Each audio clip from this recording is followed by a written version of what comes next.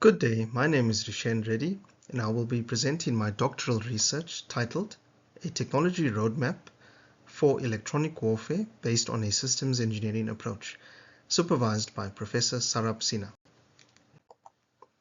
The outline for this presentation will begin with outlining electronic warfare, technology roadmaps, and systems engineering. We will then put forward the research gap identified and put forward the hypothesis and research questions formulated.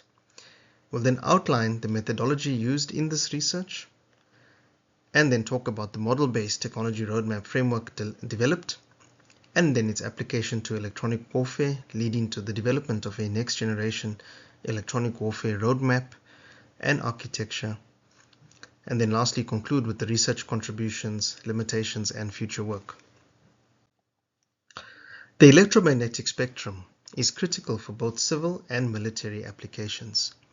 Radar systems, communication systems, and GPS all rely on the electromagnetic spectrum.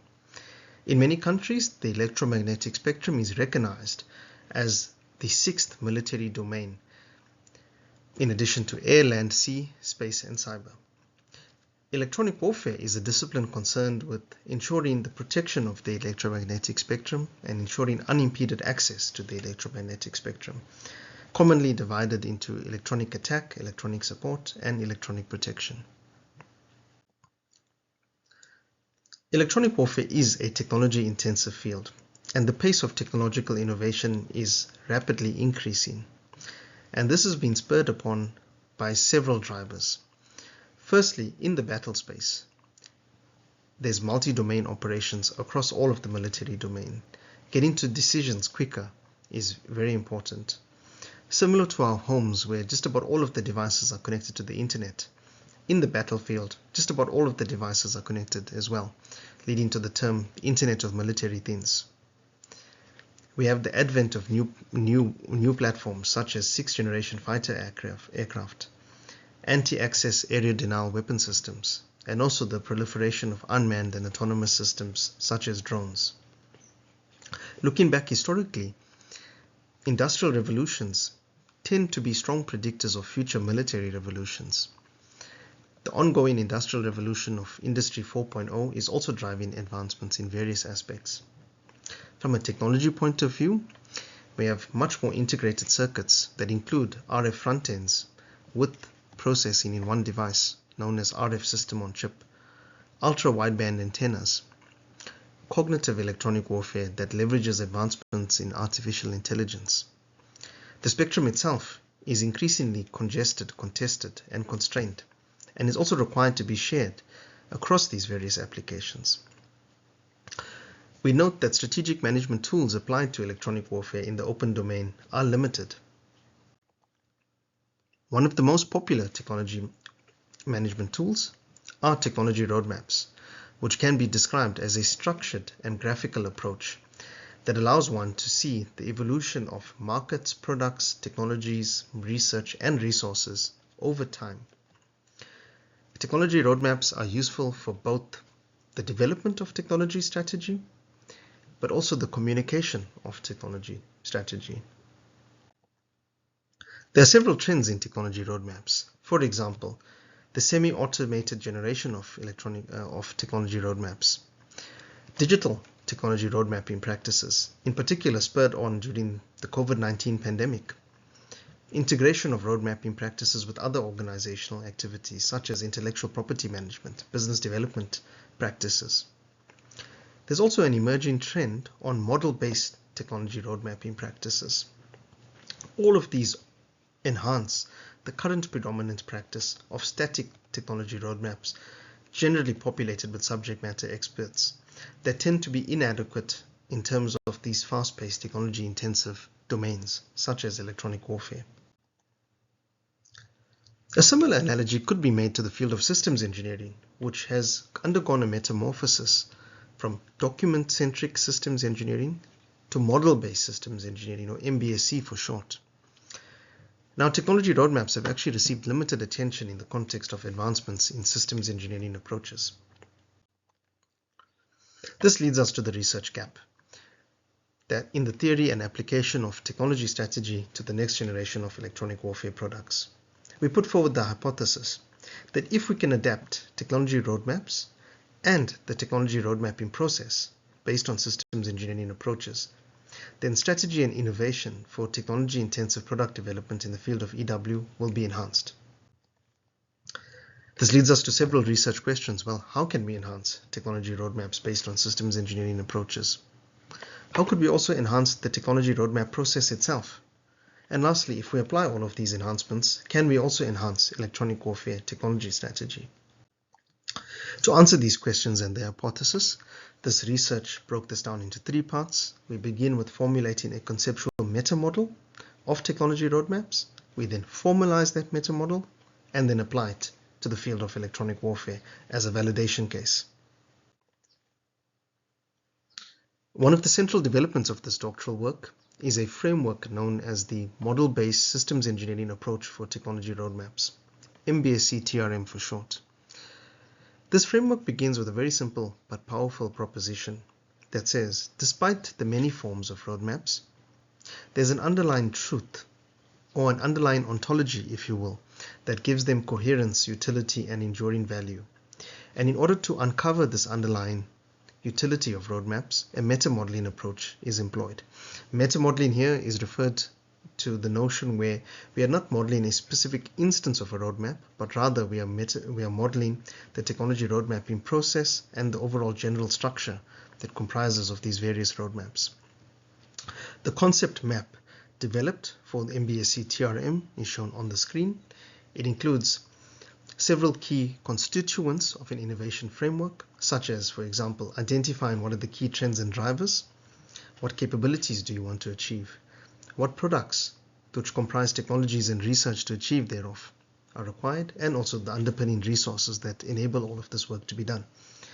These also do not sit in a vacuum. There are various external drivers, for example, what's going on with collaborators, competitors, geopolitics, technological trends, your own internal company drivers that affect the roadmap, and also various systems engineering, product development, RD&I processes that exist in your organization. And all of this unfolds over time. Ultimately, if you take a step back and look at the roadmap, one of the reasons why it has enduring value is that it allows practitioners to answer the question of to know why you are developing a technology, what you are developing, how you should develop it, and also when should it be developed.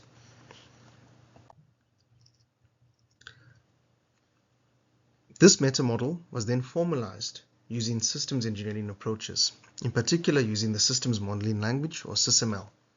The tool used for this formalization was the Vitek Genesis MBSC tool. The benefits of formalization is that it allows for precise, executable, and a traceable model, where both the structural elements that comprise a technology roadmap, but then also the behavioral elements employed to create a technology roadmap, or the road mapping lifecycle, was also modeled. This allows for value-driven decision making. It allows to move from just purely subjective opinion to more quantitative, data-driven approaches in road mapping. And the formalization allows one to instantiate this framework and apply it across a wide set of roadmaps for consistency. As a validation case, we then apply this model-based TRM roadmap to the field of electronic warfare product and technology strategy. In this application, there was a technologically focused lens. We acknowledge that there are also social elements, for example. There are policy elements, for example, that would influence electronic warfare.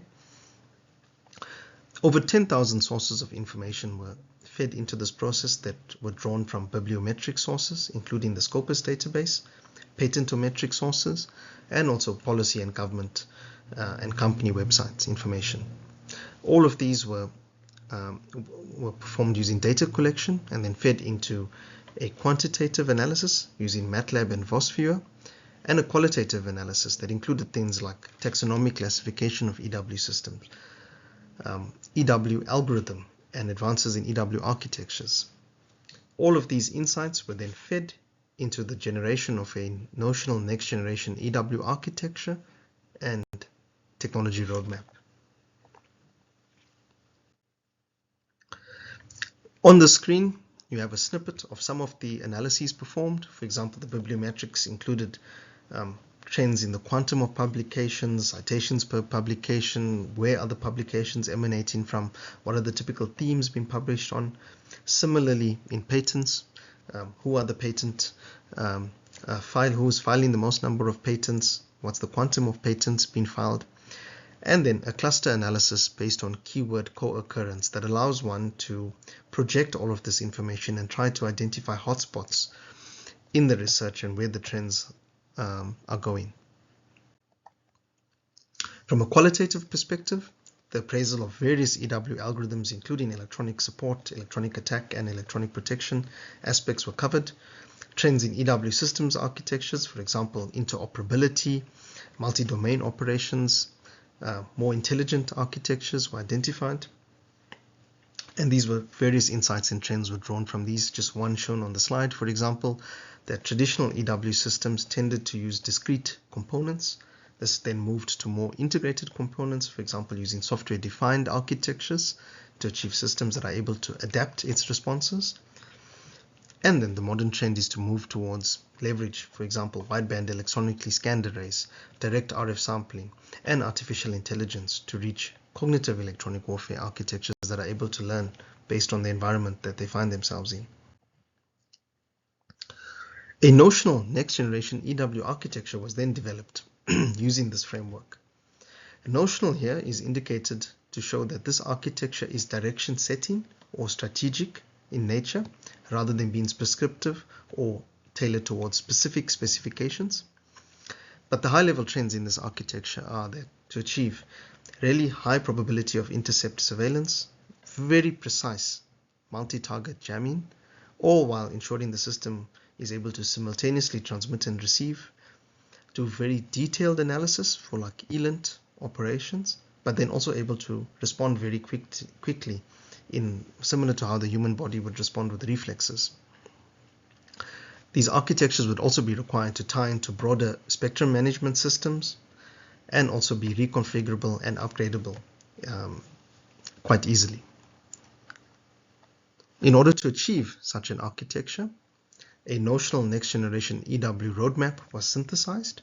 This roadmap outlines EW architectures today that typically would require look-through, would be based on super heterodyne architectures, would employ a lot of rules-based decision-making, would make use of digital radio frequency memory technology and digital receivers to architectures of the future that would become more intelligent, more adaptive, become more multifunctional, and then ultimately to next generation architectures where simultaneous transmit and receive, very high resolution direction finding, direct RF sampling,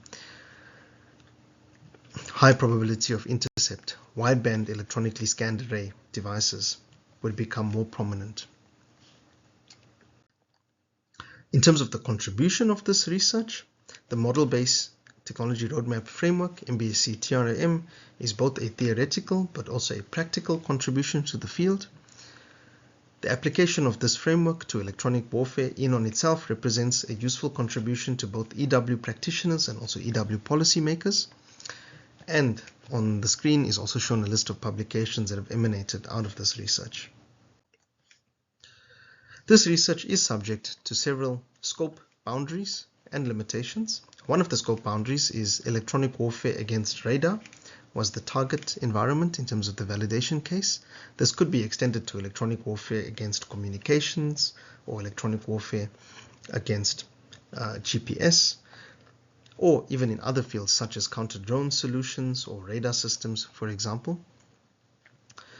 One of the other scope delimitations is this work leveraged solely on open domain information, over 10,000 pieces of information in the open domain, and therefore would likely generalize well into proprietary or classified contexts, but no classified or proprietary information was used in the research to ensure that the outcomes of this research can be disseminated. There are also various implications on policy. For example, policymakers looking at national security could draw on some of the findings of this research. Lastly, there's also implications for future research. For example, technology road mapping doesn't live in isolation. It lives in broader enterprises that can be seen as complex techno-commercial and social environments. And the usage of technology roadmaps in organizational processes and enterprise environments is an area of future work, including also looking at capability management frameworks as well. Lastly, the author would like to acknowledge support from various organizations, including the Council for Scientific and Industrial Research in South Africa for sponsoring this research, the Vitech company for sponsoring the systems engineering tools used in this work, and also the MathWorks company for sponsoring the use of MATLAB used in this research. And with that, I would like to thank you for your attention to this video, and we look forward to collaborating on this topic in future. Thank you very much.